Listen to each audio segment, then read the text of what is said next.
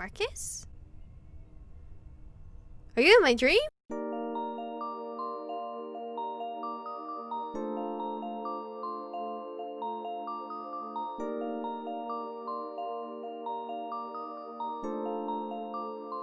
Hello Aromas, this is Aromie here and welcome back to Red Embrace Hollywood. We are here going to Saturnalia to visit Heath because he's our last stop.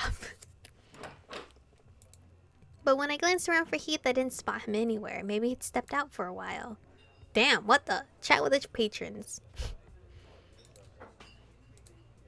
I began to roam around the bar and drift into conversations, mainly with the various vampire patrons. Tonight's crowd seemed to be mostly Golgotha, and they treated me with a mixture of interest and suspicion whenever I approached. I decided to do my best to charm them, casually speak up now and then, saying whatever came to mind, stay mostly quiet just listening to their discussions, make snarky comments and provoke them. What the fuck, no? Casually speak up now and then. As I moved between groups, I offered occasional passing comments, not forcing conversation unless I had something to say. Their reactions to me were lukewarm, but I still received some curious glances and friendly remarks in return. I mean, that's all I can ask for. And honestly, that sumo wrestler was amazing. It was like biting into mochi or pizza dough or something, so soft and squishy.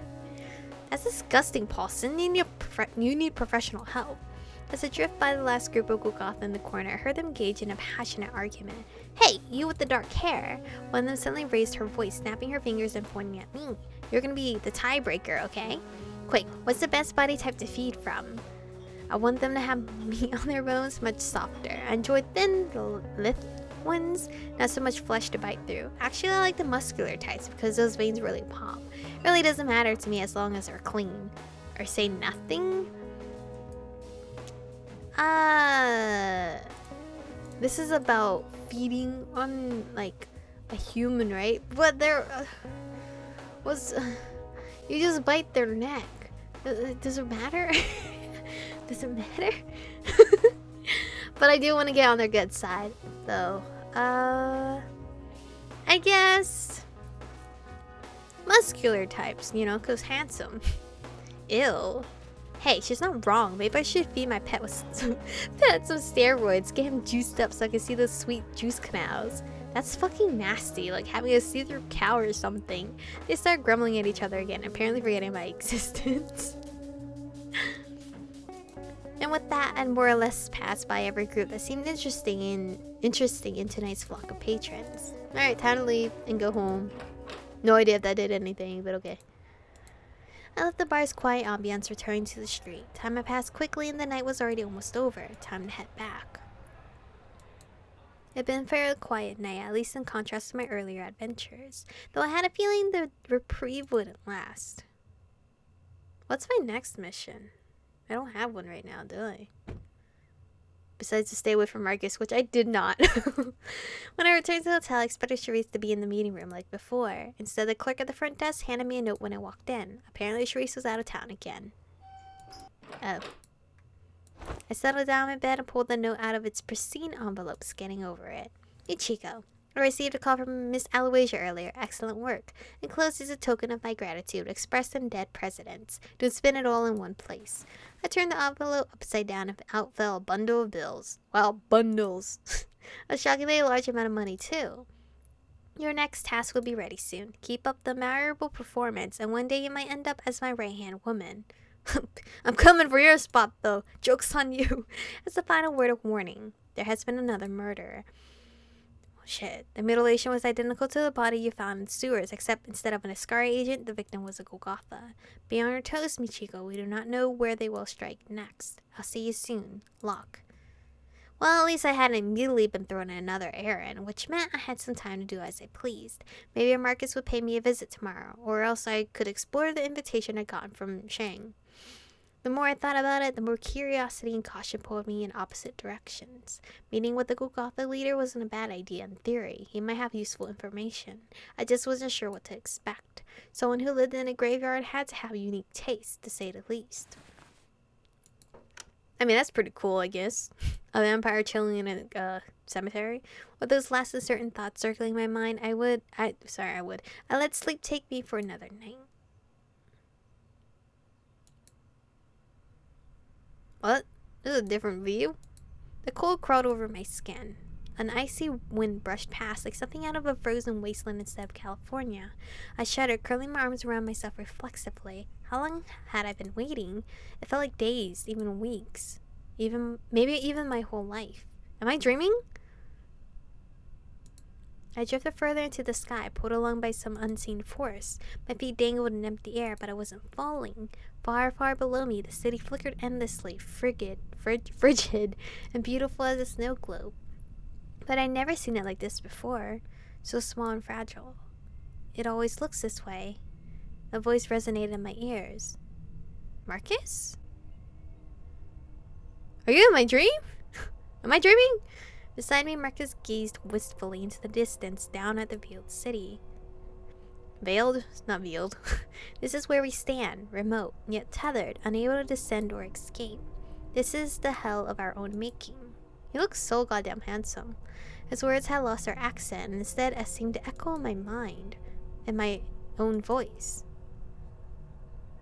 Is this a dream? That's literally what I'm asking, so I should choose that answer, obviously, right? It's so lonely, isn't it? I kind of want to choose this one, though. It's so lonely, isn't it? He stiffly nodded, although his smile didn't seem self-pitying. One grows used to it. The deathly silence of no deities, no herd, no self. Still, on some cold nights, the solitude becomes too much to bear. Another frozen gust of wind blew past us, ruffling through Marcus's hair. But after one stepped back onto the streets, breathing in the filth, drowning in the lingering shadow of a long-dead god. Loneliness no longer seems so terrible after all. Obviously, this is a dream, right? It's a wild dream. With a long, deep inhale, he slowly turned to face me. No lenses obscured his face, and he seemed much more vulnerable, or maybe like an entirely different person. Different yet unnervingly similar, like the second side of a coin. If I could explain all of this more clearly to you, Michiko, I would do so. But the subconscious has no language. You must try to understand it with your own subconscious, without words or logic. A hint of frustration furrowed Marcus's brow. Don't force yourself to think, for thinking always comes in words, and thinking is meant to communicate, not to understand. How can I not think? I already understand? I don't understand shit. But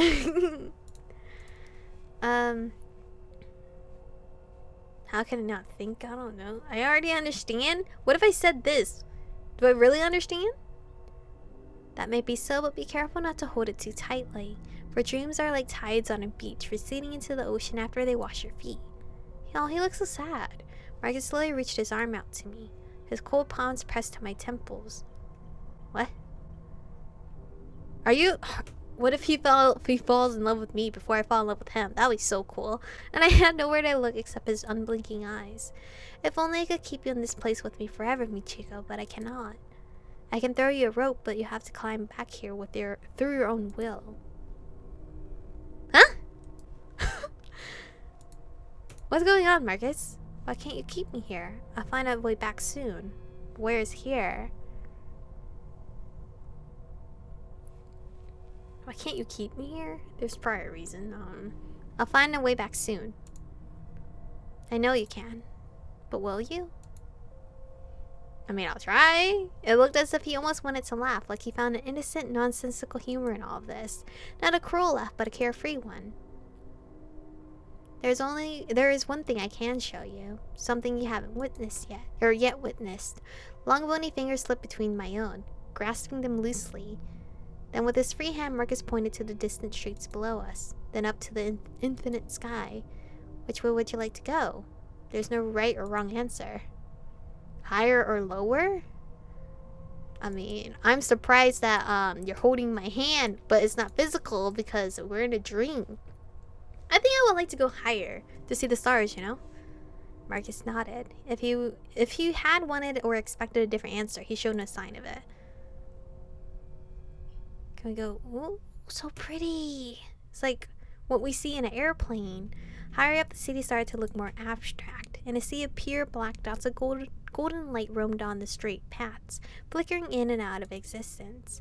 I felt like I was in space, like an alien looking down at tiny insects. Soon even those dots disappeared. All I had left was a silent void. until a voice called out. It was someone else's voice. That was the only choice I got. They don't deserve it. They don't want it. Why is there bugs?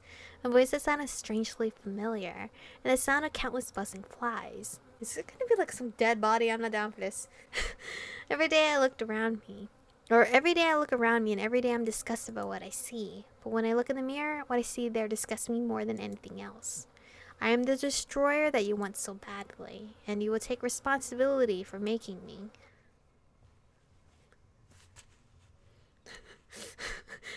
I really got scared there. I thought, what's his face was gonna be like, I blinked. In my hands, the cup felt warm, giving off steam and a sweet, gentle fragrance. The bar seemed entirely empty. There was probably some kind of event going on, but I wasn't invited, or I didn't want to go. Have you ever lucid dreamed? Where the hell am I? What? How am I here? Markus, are we still in a dream? Markus grinned at me from across the table. His words still seemed to be entering my mind directly, lacking their usual accent or inflection. Oh, we're still in a dream, I'm assuming. It's such a peculiar feeling, really. Like being God in your own headspace, where anything you will becomes reality. This Markus is so sad. Or maybe it's like being a powerless god, trapped in a world of limitless potential. The sea is really good. Distracted. Why a powerless god? I've never lucid dreamed before. I think I did like once or twice, and it was the same exact dream that I had when I was younger, and I was like, why the hell am I having a repeat dream? Why a powerless god? Well, a god needs believers, even just one, to have any power. He gestured towards his own head, not hand, and towards mine. If you don't really believe you're dreaming, living inside your own mind, then you're trapped. Completely at the whim of your subconscious, which follows its own bizarre logic that still seems plausible while you're dreaming. A little too close to the real world for comfort, no? Unlike earlier, Markus sounded much more lighthearted, his telepathic voice, my own, ringing with playfulness. So his voice right now is my own voice, but I just have him as a physical being in my dream. It echoed in my ears beside the soft, muted trip-hop, playing over the bar's loudspeakers. I wonder what it would be like to always live inside a lucid dream. I think it'll get lonely eventually. With a soft sigh, he gazed thoughtfully at me from across the booth. Are we on a date, by the way? Why don't we come to this bar? No, let's liven up the mood a little bit. I wonder if like actual Markus is also having the same dream as us. That'd be cool. Are we on a date, by the way? I was thinking more of an interlude, a little break from all this heavy symbolism. I'm gonna say it's a date. He smirked dryly, folding a paper napkin in his hands. But I suppose it could be a date. Do you want it to be? Maybe. No, not really. That'd be nice, yes. That'd be nice, yes. What the hell do you mean? Alright. I'm not going to make you pay the bill, but I'm not going to pay either. There isn't a soul here to cash my $50 anyway. I turned my head to follow his gaze towards the empty bar. There was something bittersweet and nostalgic about it, like a painting frozen in time. But when I turned back around, all that stood before me was empty whiteness. That's scary. An inescapable blinding whiteness. Like a spotlight shining right in my eyes. Goddamn. Oh god. Grainy effect. I hate when my TV went like this when I was younger, because it scared the living shit out of me. What is this? Why am I here? A strange voice echoed around me. I forgot his name. I couldn't recognize or fully distinguish it, like I was listening to a radio station filled with too much static. Well, if I had to hazard a guess, I forgot his name. It seems the thread still connects you to Michiko. A thread? Who is that, Markus? I know who that is. I just don't remember his name.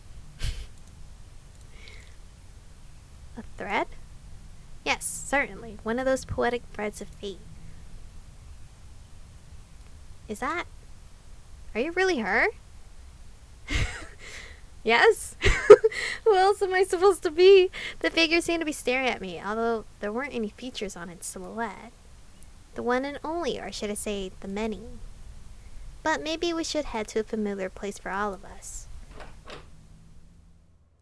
He opened the door for me and I found myself stepping inside. Oh, the bar? Into the club, right next to the bar. This is where we're going to stay for today's episode. I really forgot his name. Doesn't it start with L? Right? Something with an L? I'm pretty sure it was L. But anyway, thank you guys for watching today's episode. Stay beautiful, and I'll see you guys in the next one.